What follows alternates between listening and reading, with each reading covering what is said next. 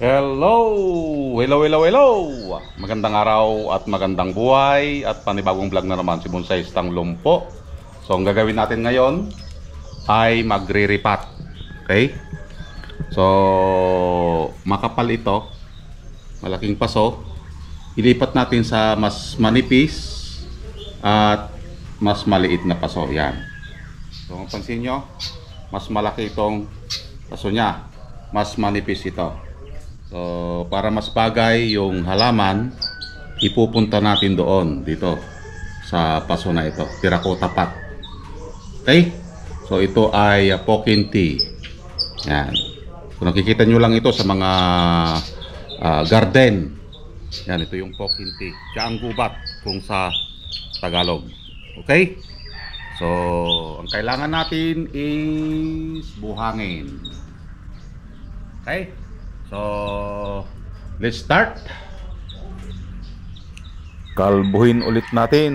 Ang pinakapaborito ni Bonsai Stang Lumpo ang magkalbo. Agoy, agoy, agoy, agoy. Kinamay na.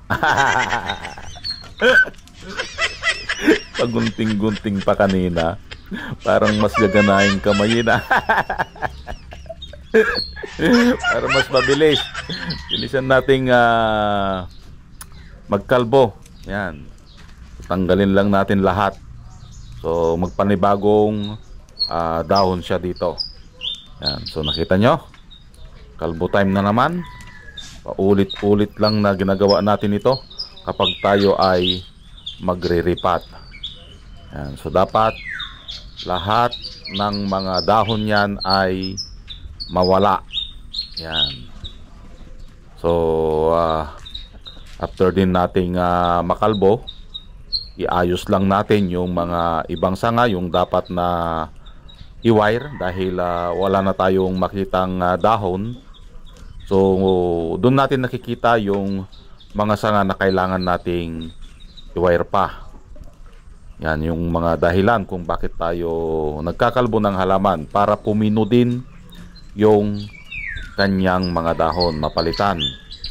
At the same time, para iwas stress sa ating halaman kapag tayo ay magre-repat. So, kailangan matanggal lahat yung kanyang pinapakain, dahil kapag tayo ay magrepat, sigurado yan na magbabawas din tayo ng kanyang mga ugat.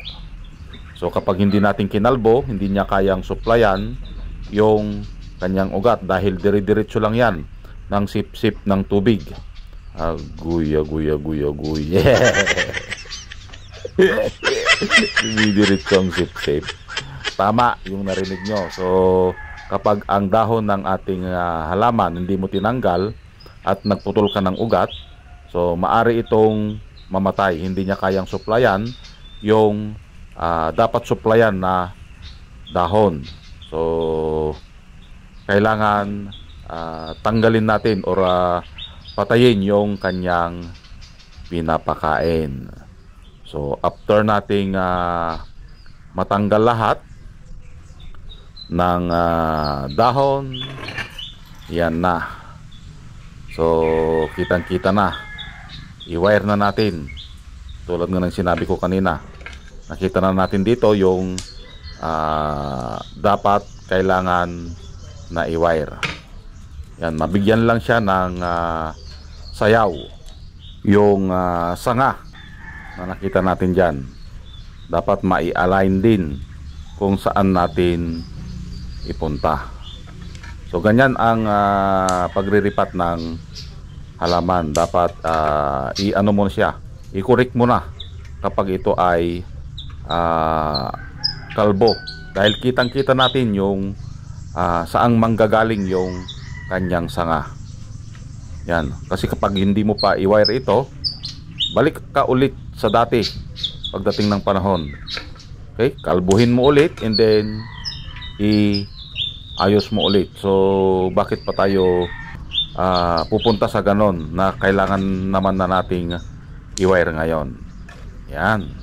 So, after nating ma-i-wire lahat, brush naman. Ito ay ating kukuskusin.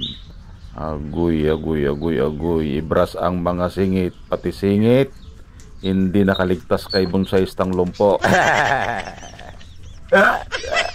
Pagkatapos kalbuin, pati singit, linisin. Aguy, aguy, aguy, aguy, aguy. So, ganyan kabusisi ang pag-aalaga ng bonsai. Okay? So, dapat malinis lahat, matanggal yung kanyang mga libag. Yan, katulad yan. Kung nakita nyo, kung paano natin siya linisan, kuskus dito, kuskus doon, hanggang sa mabras natin lahat yung kanyang mga sanga. After that, i-uproot na natin. Okay? So, nakita nyo na sa mga iba kong video, ganyan ang ginagawa natin. So, enjoy lang sa panonood hanggang sa matapos itong video na ito.